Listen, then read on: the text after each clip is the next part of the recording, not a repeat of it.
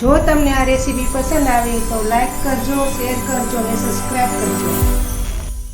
બધાને જય શ્રી કૃષ્ણ. હું સગુણાબેન આહિર સુરતથી આપ સૌનું મારા કિચનમાં સ્વાગત છે. આજે હું શેર કરીશ પપૈયાના સંભારા સાથે ફાફડાની રેસીપી. તો ચાલો બનાવવાની શરૂઆત કરીએ. શરૂઆત કરતાં પહેલાં તમે જો મારી હજુ સુધી ચેનલને સબસ્ક્રાઈબ ન કરી હોય તો પ્લીઝ કરી નાખજો, જેથી કરીને આવનારા દરેક વિડીયો તમને સૌથી પહેલાં મળી જાય. તો ચાલો બનાવવાની શરૂઆત કરીએ. સૌ પ્રથમ તો પહેલાં આપણે લોટ બાંધવા માટેનું મિશ્રણ તૈયાર કરશું. અહીં 150 ગ્રામ ચણાનો લોટ લીધેલો છે. મિશ્રણ બનાવવા માટે અડધો ગ્લાસ પાણીનો ઉપયોગ કરશું. પાણીમાં અડધી ચમચી નમક નાખશું, 1 ચૂટકી હળદર નાખશું, 1 ચપટી ખાવાના સોડા નાખીશું. ખાવાના સોડાની જગ્યાએ તમારે પાપડ ખાર નાખવો હોય તો પણ તમે નાખી શકો છો. થોડાક આપણે અજમા નાખીશું. 2 ચમચી તેલ નાખશું. બધું બરાબર મિક્સિંગ કરી લેશું.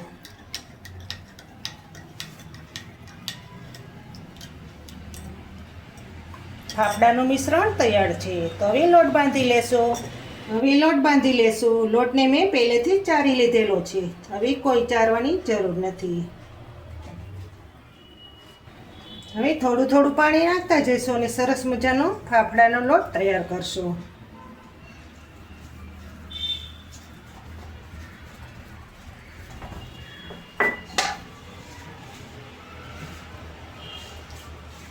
લોટ વધારે કઠણ પણ નથી રાખવાનો અને વધારે નરમ પણ નથી રાખવાનો.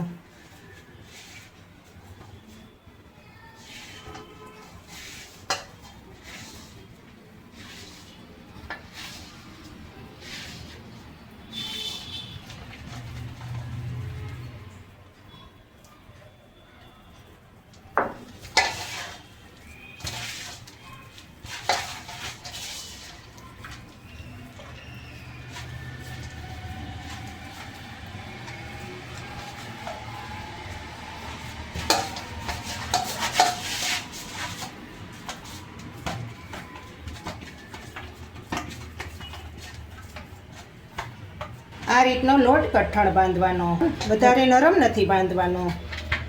જો લોટ સરસ બંધાશે તો જ ફાફડા સરસ બનશે. ફાફડાનો લોટ બાંધવામાં જ ખૂબી છે. હવે તેલવાળો હાથ કરીને લોટને સરસ મજાનો મસળી લેશું.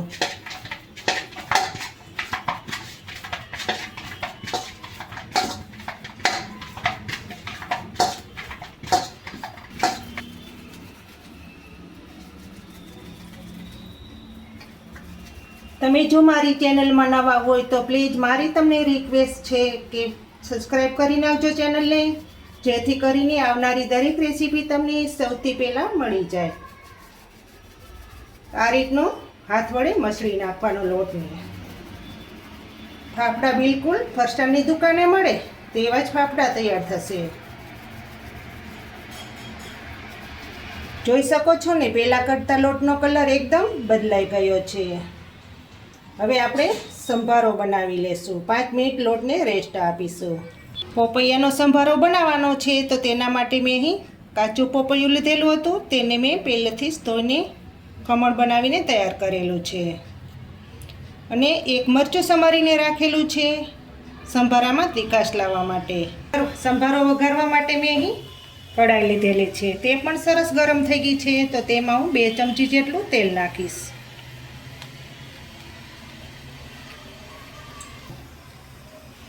તેલ હાઈ ગ્લાસ રેડી થઈ ગયું છે તો તેમાં અડધી ચમચી રાઈ નાખીશું. રાઈને ફૂટવા દેશું.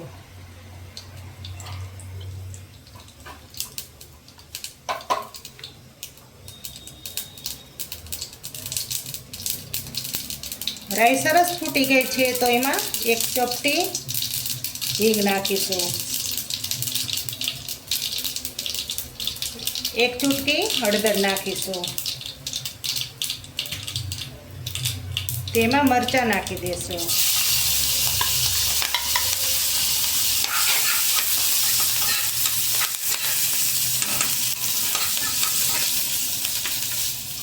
જે પપૈયાનું ખમણ કરેલું છે તે નાખી દેશું. આ કાચા પપૈયા તમને માર્કેટમાં આરામથી મળી જશે.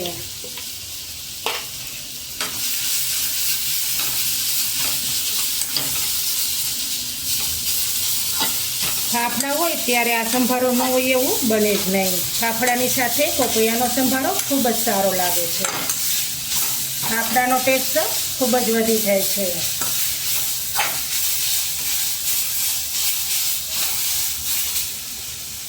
ગેસ ધીમો કરી દેશું. 1 ચમચીની ચોથા ભાગનું નમક નાખીશું. સ્વાદ પ્રમાણે નમક નાખવાનું.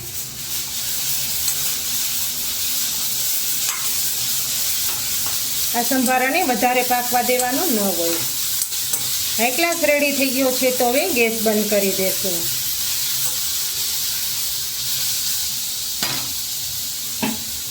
હવે લોટને જોઈ લેશું.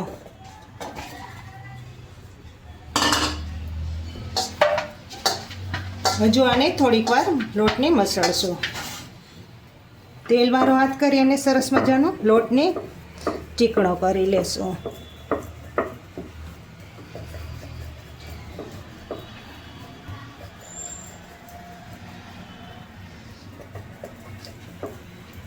જેમ લોટ મસળશું તેમ લોટનો કલર બદલાઈ જશે. લોટ એકદમ લાઇટમાં આવી જશે. લોટમાંથી નાના નાના લુવા બનાવી લેશું.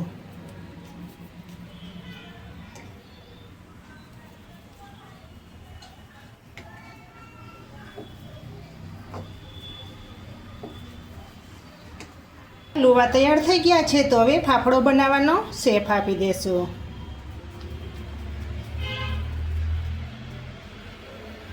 આ પતલો ભાગ છે તે આગળ રાખવાનો. આપણે હથેળીની એક સાઈડથી ફાફડો બનાવશું.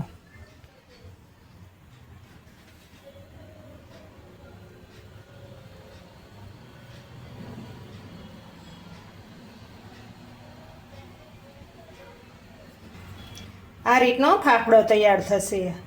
હવે જે પટ્ટી ચાકુ હોય તેના વડે આપણે ફાફડાને ઉકેળી લેશું.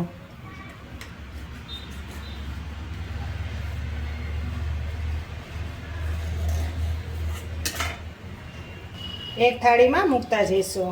બીજો ફાફડો તૈયાર કરશું. આ રીતના બધા ફાફડા તૈયાર કરી લેશું.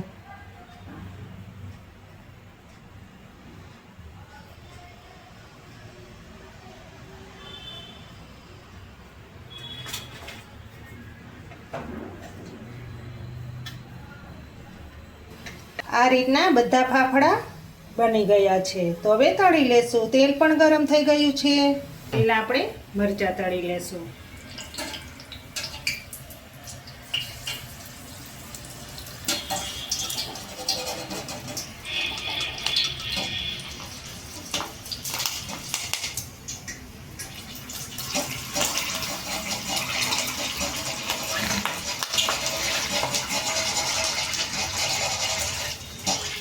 મરચાંને ફોડીને તેલમાં નાખવાના, નહીંતર છાંટા ઉડે.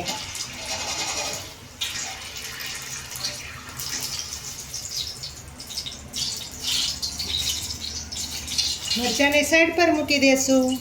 ફાફડા તળતી વખતે ગેસ ધીમો રાખવાનો.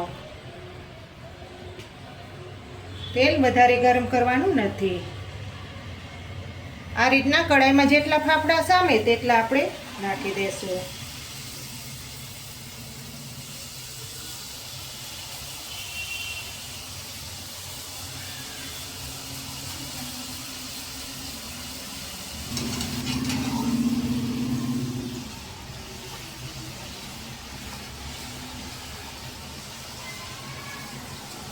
આ રીતે હળવા હાથે ફેરવી લેશું.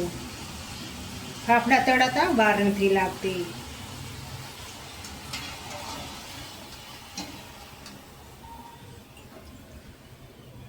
આ રીતનો જાર હલાવીને બધું તેલ વિતારી લેવાનું. બિલકુલ તેલ નથી રહેતું.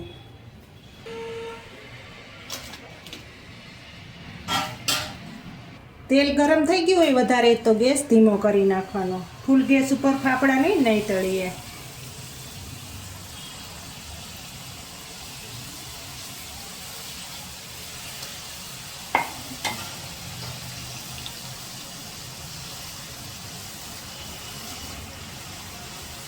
જોઈ શકો છો ને કેટલા સરસ ફાફડા બની ગયા છે.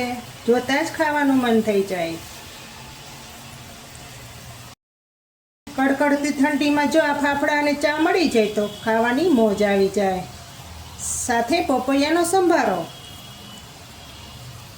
તો વાત જ શું કરવી.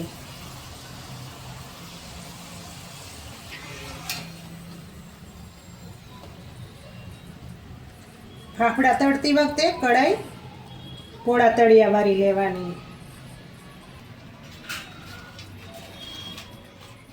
તો આ ગ્લાસ રેડી થઈ ગયા છે ફાફડા. તો હવે સર્વ કરી લેશું.